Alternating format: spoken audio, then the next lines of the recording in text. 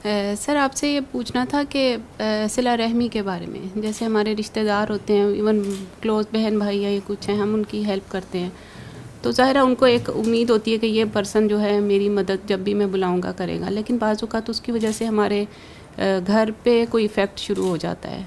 उन्होंने तो मतलब बुला लेना है, किसी टाइम पे भी कोई भी ख्वाहिश का इजहार कर देना है, तो वो थोड़ा सा हमें बाज़ औक़ात उनको स्टॉप करने के लिए कभी रोकना पड़ता है, बाज़ औक़ात थोड़ा सा रूड भी होना पड़ता है या उनको समझाना पड़ता है, तो उससे उनकी दिल आज़ारी भी ज़ाहिर होती है। तो सर इसके लिए किस मतलब लिमिट तक करना चाहिए कि आपका घर भी मुतासिर ना हो या आपके बच्चों पे इफ़ेक्ट ना हो और उनकी भी हेल्प होती रहे और उनकी दिल आज़ारी भी ना हो?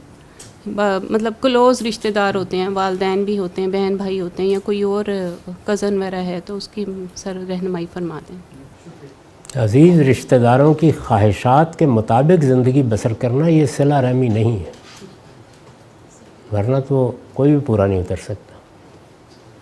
वो कहें कि अब आ जाओ तो आप आ जाएं, वो कहें कि उठ जाओ तो उठ जाएं।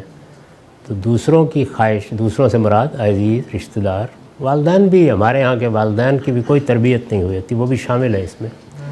तो उनकी ख्वाहिश के मुताबिक ज़िंदगी बसर करना ये सिला रहमी नहीं है। सिला रहमी ये है कि आप उनकी खिदमत का मौका हो और ना करें, उनकी किसी तकलीफ़ में आप मदद कर सकते हो और गुरेज़ करें, उनके किसी गलत रवैये के जवाब में आप भी गलत रवैया इख्तियार कर लें, आप उनकी ग़ीबत करें, उनको बुरा भला कहें, उनकी बुराइयों और उनके उयूब का तज़किरा करें। ये चीज़ें हैं कि जो सिला रहमी के ख़िलाफ़ है।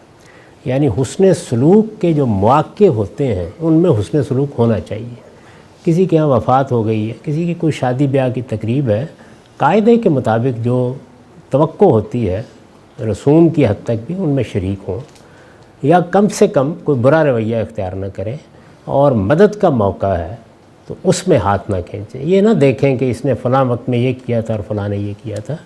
तो ये सिला रहमी के तकाज़े हैं। लोगों की ख्वाहिशात के मुताबिक ज़िंदगी बसर करने से तो अपने घर बर्बाद हो जाते हैं, तो वो कोई सिला रहमी नहीं।